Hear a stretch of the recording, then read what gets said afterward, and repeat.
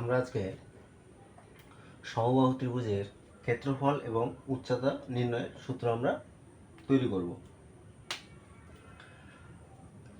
দেখো, ABC একটি সমবাহু ত্রিভুজ যার প্রতিটি বাহুর দৈর্ঘ্য কত? A একক।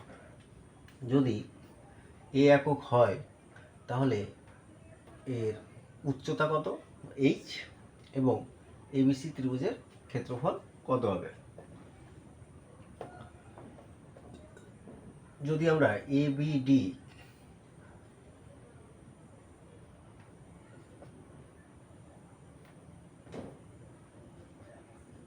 ত্রিভুজ ABD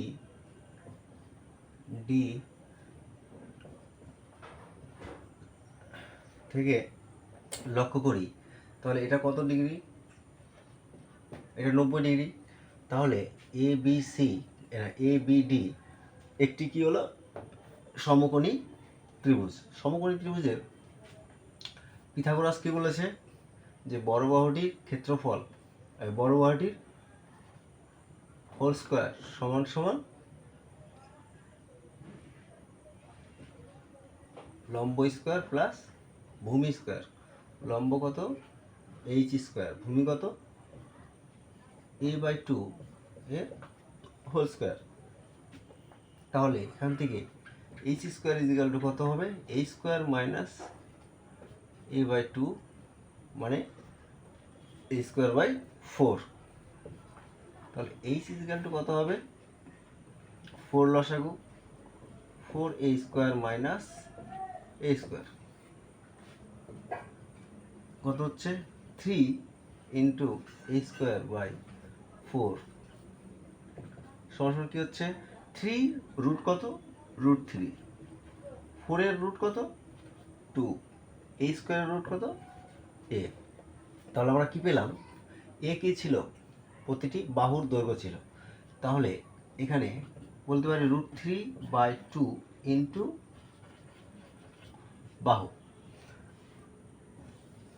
তাহলে দেখো, যদি আমাদের একটি সমবাহু ত্রিভুজ দেওয়া থাকে এবং যদি বলে যে এর উচ্চতা কত, তাহলে আমরা উচ্চতার সূত্রটা আমরা এইভাবে লিখতে পারি, √3/2 ইন্টু বাহু।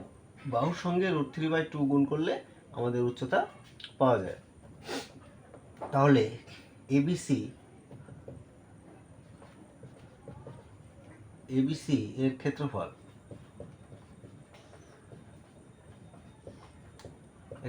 কত হবে? হাফ ইন্টু ভূমি ইন্টু